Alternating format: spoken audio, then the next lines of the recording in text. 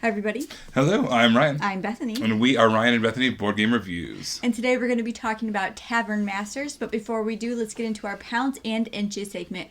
This is where Ryan and I talk about what we're trying to do to achieve better health.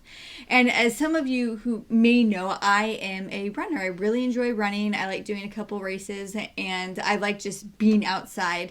But I live in the Midwest, and running outside isn't always feasible. I refuse to run outside if it is below zero. I just won't do it. And then sometimes when the season gets cold and warm, there's ice everywhere, and I'm just not willing to risk that.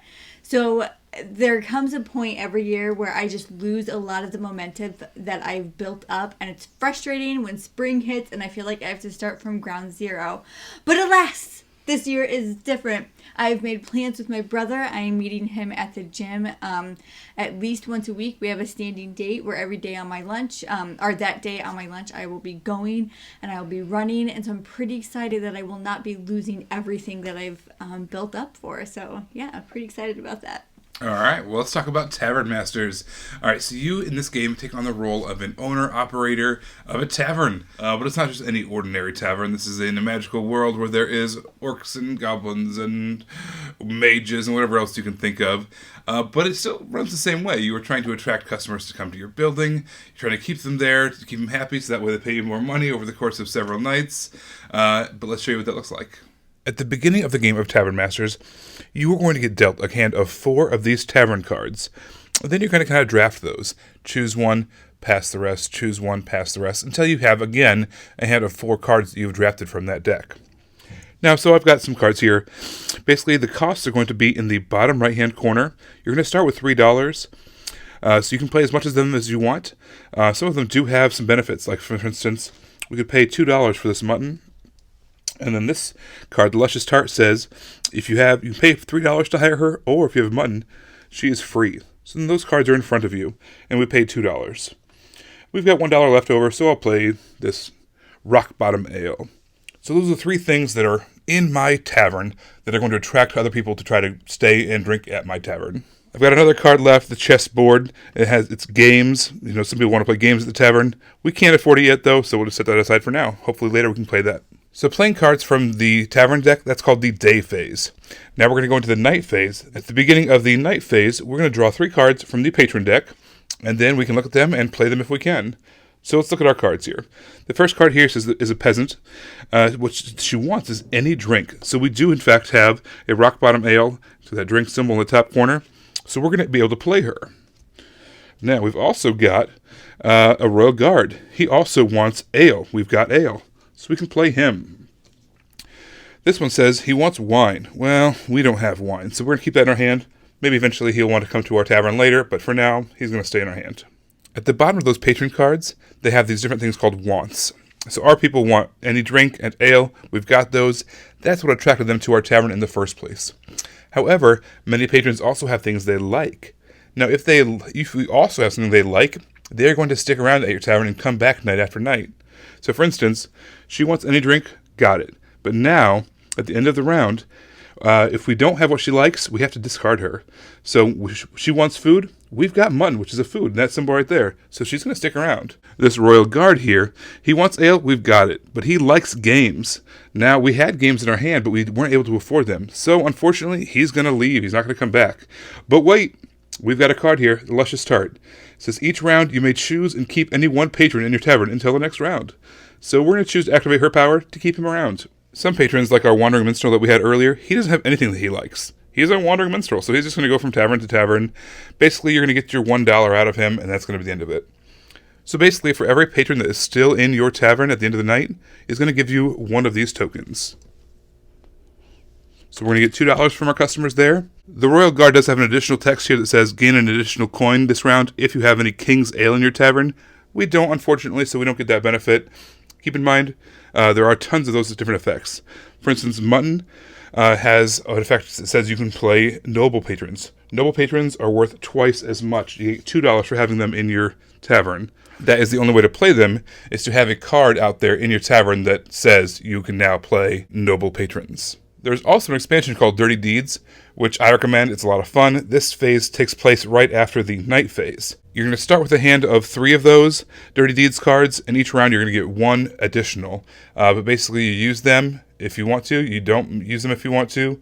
The cards from the Dirty Deeds deck are usually aggressive towards other players. For instance, this top one here, this one's reassignment, says, target player must discard all soldier patrons from the tavern at the end of this round. They usually have a prerequisite. This one says you must have a noble in order to play this card. We do not have a noble in our tavern currently, so therefore that card would be unavailable to us right now. After the night phase, or the Dirty Deeds phase if you're playing with that expansion, you go to what's called Counting the Till. Again, you get $1 or 1 coin per customer that's still in your tavern. You get 2 if they're a noble patron.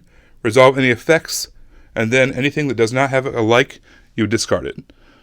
After counting the till, you draw 3 more tavern cards, and you go again. Basically, the game is going to last either 10 rounds, and then you count up to see who has the most gold, or once someone has 20 coins or more at the end of the counting the till phase, the game ends immediately.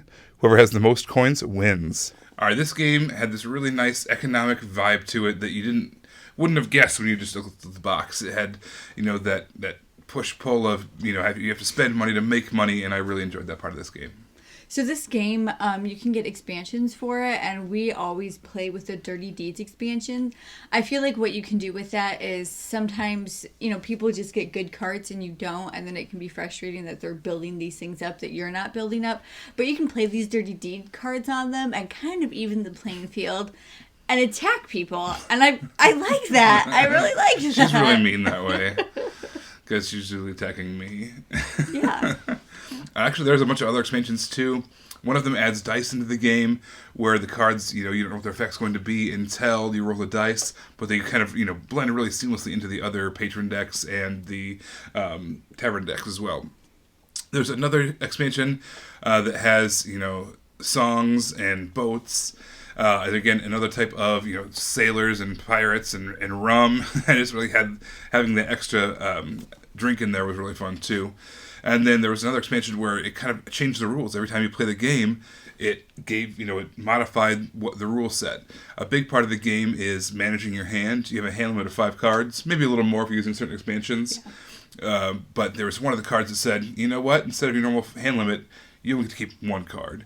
Or maybe I might get an extra $1 every round. Or maybe you have to pass your cards to the left. So there's all these different game-breaking rules changes that I thought really spiced up the game and were a lot of fun. Yeah, I really liked the hand limit. It made you make decisions instead of just having everything in your hand and being able to do whatever you wanted. You had to try to plan ahead and build on that, and I really liked that. Another thing that I enjoyed about this game was that the majority of our plays, we were really close in score. So I liked that it was very competitive. I didn't feel like there was a huge runaway leader. That's probably because of those Dirty Deed cards. But I think that's a positive thing in a game where you don't feel like you're being demolished the whole time and then look, you were demolished.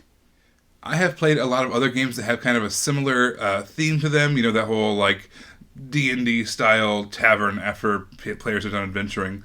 And I have to say, most of them I don't like that much. So I was skeptical about this one, and it really surprised me. It was a ton of fun. It had a social element to it, but also at the same time it had the economic vibe to it. It was a lot of fun, and it played quick. I recommend Tavern Masters. All right, well, that's our thoughts on Tavern Masters. Make sure to subscribe if you like what you're watching on YouTube or Facebook. You can find us under Ryan and Bethany Board Game Reviews. You can see the pictures of games we're currently playing by following us on Instagram under Ryan and Bethany. If you want to chat with us, reach out to us on Twitter under Ryan and Bethany1. And then lastly, if you want to see a behind the scenes of what Ryan and I are doing to achieve better health in our life, follow our blog on Board Game Geek under Pounds and Inches. All right, well, thank you so much for watching, guys. Have a great day.